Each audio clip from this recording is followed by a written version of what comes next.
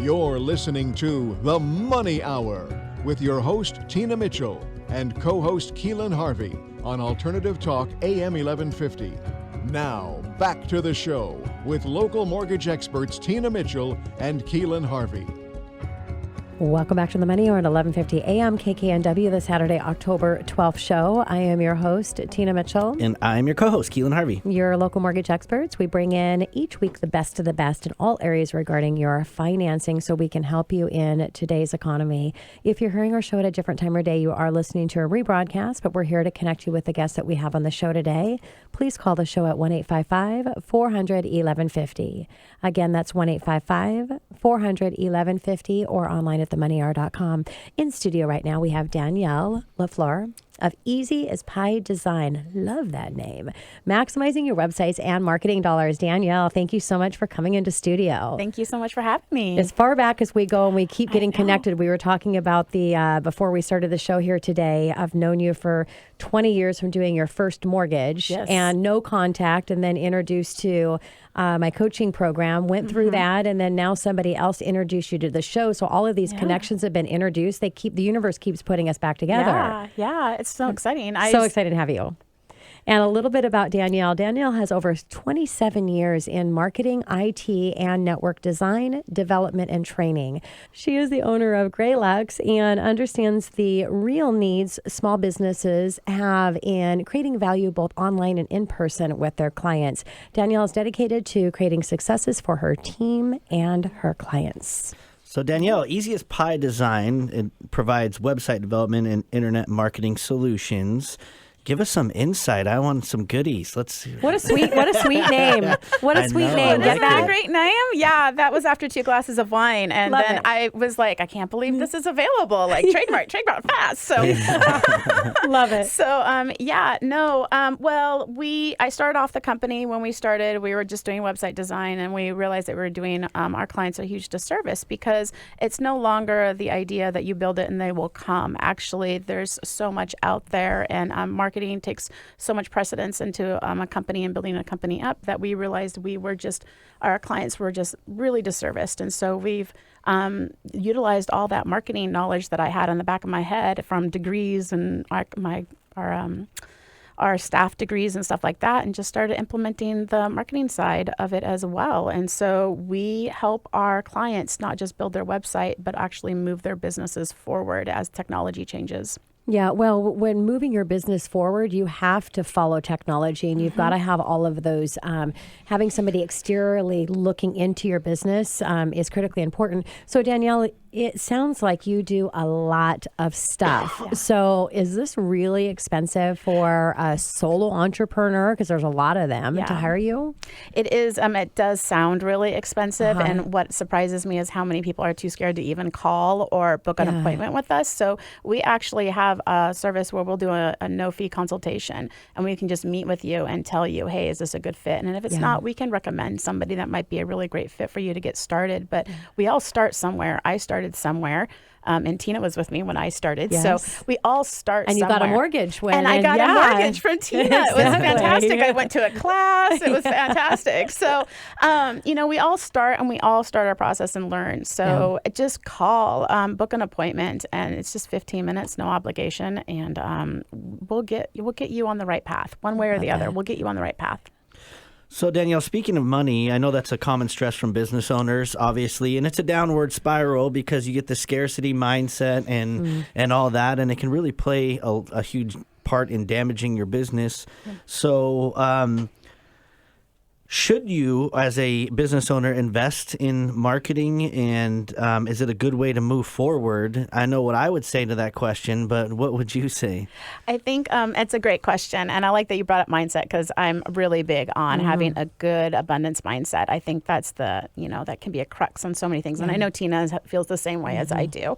But one of the things that you really feel about when you do marketing, at least most people do, is I call it the spaghetti thought, where you take just a bowl of spaghetti and you throw it on the wall and you see what sticks. That's how marketing feels for a lot of people. But unfortunately, or fortunately, statistics show that companies that do invest in marketing actually do grow much faster. And so the real question is how fast do you want to grow? And I think that's the key question to start asking yourself, not should you invest in marketing, but how fast do you want to grow? So it's really important. I know you had Julie on a while ago who does our finances. And, it's good to have your house in order, get your money in order, and really put together your budget on what your marketing to be. And as you grow your company and as it gets larger, your actual percentage of your marketing dollars will go down. But when you start, there's going to be a larger percentage of your marketing dollars, larger percentage of your dollars going towards marketing. But as your business grows, that percentage will keep going down over time. Yeah, you really have to be prepared in all areas. Your finances, have everything lined up, have your system set up. You've got to have the team that's going to support it. So there's a lot of strategy in that process. Very strategic. You got to be strategic. I'm really big on knowing what your cost of goods are and then really mapping out. I tell people that you want about 70% on your first 1 to 18 months, 70% of your OPEX to be towards your marketing, and then you can start drilling that down farther and farther until it's about a 10 to 15%. Yes. And I do a time management and business efficiency coach. So I'm all about, I can't help you make more time, but I can help you maximize the time that you have. And I know that that's really close to you as well, Danielle. So when we're talking about projects and marketing and all of this stuff, being that money has a limit and time has a limit, how are you helping people? That's a great question. In project management terms, there's time, resources, and money. So either you need more people, you need more time, or you need more money. That's the only way your business is going to go through. And you have to have two of them. You got to sacrifice one. So we have clients on all spectrums of whatever their top priority is. And so some clients just simply do not have the time. And that's fantastic. We'll go do our job and we'll go be experts. And I love those clients because they're actually doing what they should be doing, which is growing their business and being an expert in their field. When you are starting off, you're trying to do everything. And I know Tina believes the same thing. You can't do everything. You really need to stay within your zone of genius. And so we will be hands-on with some of our clients and train them on how to do the marketing so they get ready. When they're ready to, they can hand it off. But some clients just aren't at that level, so we can help support them. We build out plans and strategy sessions with them to help them move forward if they're at that DIY stage. Otherwise, we have other clients that are like, nope, I'm ready. Just take over and tell me when you're done. And, we handle that gamut. We'll just adjust accordingly on where you're at. Love that. Sounds like you just really tailor to your clients' individual needs. Yes. Very much tailored. Yeah. Speaking of, I know that's more popular now, especially with the internet and YouTube and all the information we have access to. Everybody loves a plan and, or a how-to guide.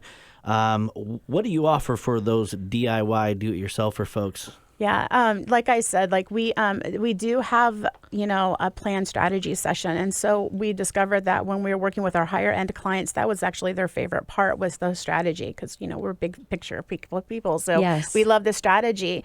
But what we can do for the smaller businesses and what's become one of our most popular services is actually doing the plan and strategy for individual small businesses and stuff. So when we do these strategy sessions, it gives you the opportunity to take what we're doing for our big companies and we'll scale it down to your company, customize it just for you, and then you can take and execute on that.